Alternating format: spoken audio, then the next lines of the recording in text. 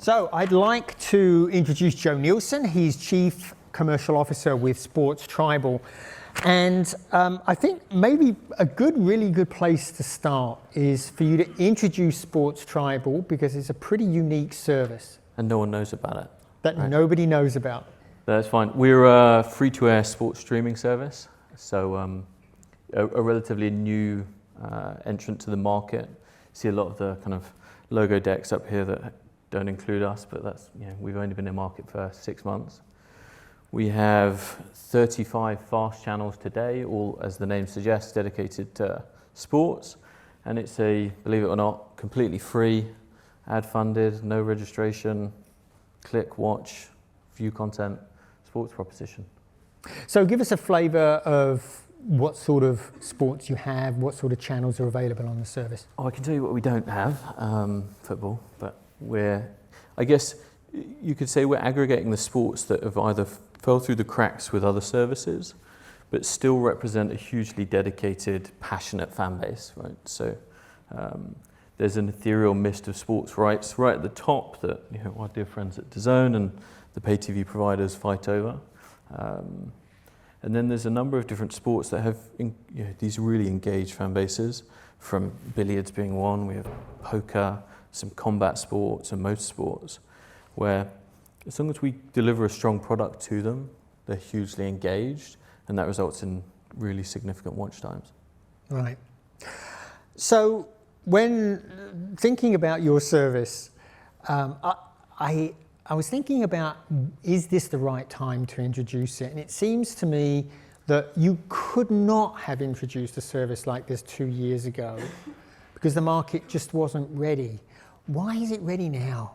What's different? Well, I mean, certainly what we just said to our investors is we hope it's ready now.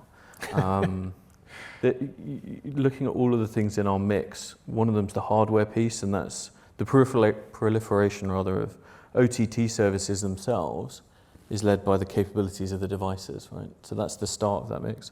You know this, that apps on connected TVs have been around for ages, but one of the things that was missing from that mix was the commercialization, the monetization, and an ad-funded piece is relatively new.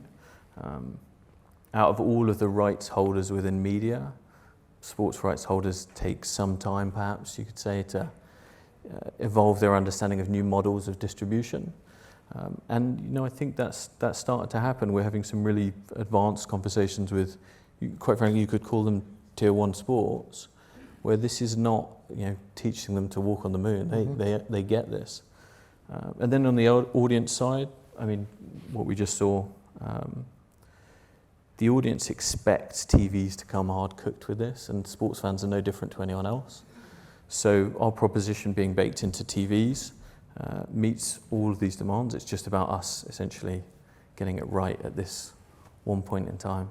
It seems like TV is probably one of the biggest factors, right? We seem to have reached a point where the penetration of CTV in many developed markets is sufficient that somebody that were distributing a sport through your service could have the expectation that it will be primarily delivered on TV. Is that right? Yeah, that's certainly the agenda that we push. Is we're not out to compete with a web mobile product or environment. We're not trying to, we dare I say, we're not trying to be a YouTube. We're also conscious that sports is best viewed on a TV, right? It's a at least 1+ environment for an audience. Sports inherently are enjoyed more on a larger screen. It helps advertisers pay more for that screen as well.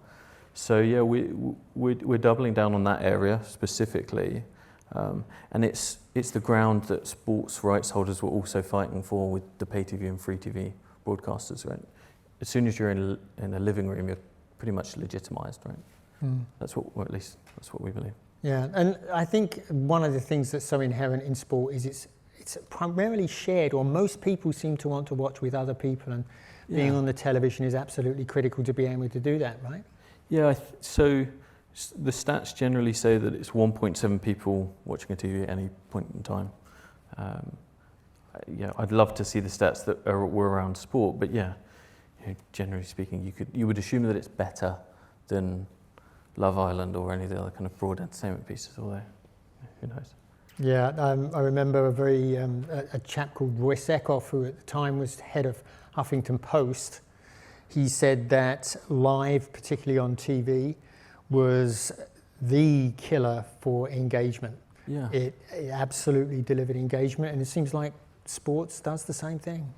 Yeah, so live is, it's a difficult proposition to deliver, and we work with our partners to facilitate it. But it's the best calling card, right? Whether it's fear of missing out or wanting to be abreast of the latest happening in the sport they're passionate about, or quite frankly, there's a sport book model around sports for betting. So the live real-time proposition's a key arc, that's for sure. Yeah. Let's talk about the rights holders. When you go in and talk to a sports rights holder, give us a flavour for that conversation. Obviously, there are some things you can't say, but give us a flavour for what that conversation is like. And in particular, what's the thing that gets them across the line if they were maybe reluctant or unbelieving or what have you? It's a good question. So, generally speaking, what we're not out to do is take or try and challenge any other distribution that they have. We look at ourselves as a complementary service. So most of them will have a deal with a pay TV provider, or in fact, actually, their own direct-to-consumer proposition. And those are great for the core enthusiast, right? They're going to go for one of those two pieces. But there's this lake between of the fringe audience or the untapped audience that, to all intents and purposes, isn't going to pay behind a pay window to consume it, isn't going to go and download a direct-to-consumer app and go that route. So we offer a way to fill the funnel for new audience, that's for sure. But then even for that core, just because of the nature of FAST and a linear 24/7 channel, it's an always-on destination. So we find a lot of people saying, I put my sport on all day and I leave it on because I've got no alternative. VOD doesn't offer me that kind of endless experience. And the live lives and breathes on these platforms or broadcasters, and then it disappears. So FAST kind of supplements that gap for them. Mm-hmm. And when you go talk to them, do they typically have, so obviously they have the live games, but do they have the VOD content that they can program around it to create 24/7 channels? Some do, some don't. Some of those rights are signed up and baked into historical deals. It's a quagmire of how do we even get access to this from an operational perspective. But there's a phenomenal amount of archive games and content around a lot of sports. Actually, a lot of the stuff that gets missed is the educational stuff around the sport. So some of these sports are difficult to understand unless you get that kind of snackable content that helps me understand the game I'm about to see. Oh, that's interesting. So they're running, this is what curling is about on the curling channel. Yeah, exactly. Something like that. Yeah. Interesting. Okay, so let's talk a little bit about the guts of the delivery. One of the most, I think this came up in Medal's presentations. The platforms are really, really important in the delivery of the experience. What's it like working with the Samsung TV Pluses, the Pluto TVs, LG channels, etc.? What's it like working with them guys to get carriage of the content? Well, so I can, as a channel, I can speak about that in previous roles going into those services. They're all building out their own propositions, much like we are. So there's a phase that's been happening, which is more is better. So the conversations are relatively fluid. For us as an app, getting distribution on it within their app stores, some of those don't actually require any engagement with them. Others do, depending on how we approach it. But such that we're not out to compete with them. We have channels on our service that they also have on their services, but none of them have the bouquet that we have. We're introducing another content dimension to their device, right? So ultimately, it's another reason why they wouldn't navigate out of the TV offered apps into something else and stay wholly within that environment. So they're incredibly supportive. We're agnostic. We have no preferential relationship with any of them. And yeah, it's an interesting time for. And is it difficult to get carriage? I know that this morning we had some intimation that it was getting much more difficult for minority content to get on those platforms. As the former distributor of Fail Army, I think there's some challenging conversations in the future for some channels that perhaps you could argue need to level up with the new entrants into the market. So Fast inherently built out of content that maybe had its window or didn't make it to a window in traditional TV. But now I would say the big players are entering the fast market. The expectations are far higher. Yeah. So I think those conversations are probably more challenging in the future. But as long as you've got a unique proposition to bring and you've got justification for it. I mean, Fail Army is a really good example because when you compare it on paper as a clip show channel, right, you'd say, well, production values, it's just user-generated content. But the watch times argue the counter, right? People will sit and watch it. So I think we have to separate ourselves out from our interpretation of a sport or the content and what we value it as, and actually look at raw data. People watch it.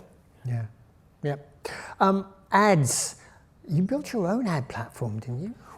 I won't say we built our own ad platform. We Frankenstein patched together the different solutions in market, but essentially we were responsible for our own, you could say, responsible for our own ad serving using other solutions. So we usually call that best in breed, not Frankenstein, I think.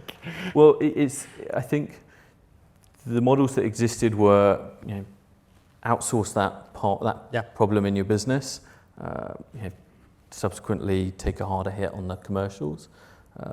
I came from a business that we did the counter and we built it ourselves, and we had a price for time auction, agnostic of partner. Is your money as good as the time you're willing to fill? That's fine. And I've just adopted that since coming. Yeah. So talk about the advertisers themselves. You're a young service.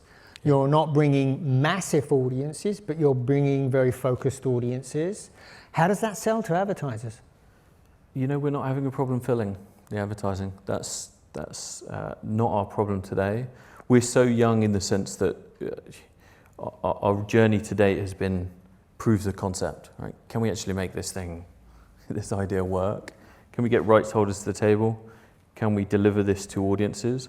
Will audiences watch it? And they are, albeit discreet. The ones that we have on the service are watching to a significant proportion of their day. Right? We're in that mix. Now it's a case of let everyone else know, or at least market the content to the enthusiasts of that content and fill the funnel. It seems to be going in the right direction, that's for sure. Yeah. One of the things about live sports is that they typically have long sections of unbroken action. Kind of difficult to advertise to that. Is that a problem for you, and how are you thinking you would like to see it solved, or how are you solving it? It's a problem for live, that's for sure. It's not a problem when we use past games archives. Sure. We can insert ad breaks easily. Live sports, it's a value exchange. We wouldn't want to, and would try our best never to cover up action. Is our priority. But at some point, somebody's got to be paying for the experience.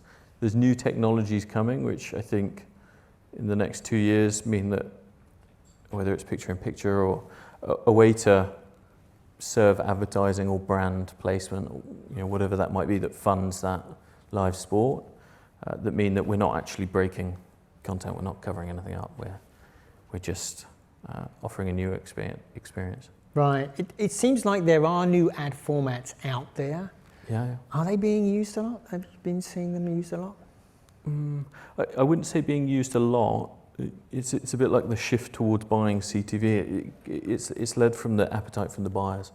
So unless there's actually a volume leads their interest. It's difficult to kind of sell these new propositions. But I think the more platforms that are open-minded to it and introduce it, perhaps even sell direct where they can, it opens up that option. So we're 2 years away from it actually being a reality, I think, in a programmatically served environment. Certainly to any great extent, that's for sure. So my last question for you is, what's next for Sportstribal? Where are you going to take the business? Scale is the focus from now on. So I regularly say to everyone, we've built the party. We just need to tell people where it is and where to come. I think there's probably about 100 people in here, so that's another 100 downloads today that I expect to happen. At least we'll see a spike, don't you worry. Well, this has been great, Joe. Thanks so much for spending time with us. You'll be back on the panel in just a moment. But for now, thank you very much. Thanks.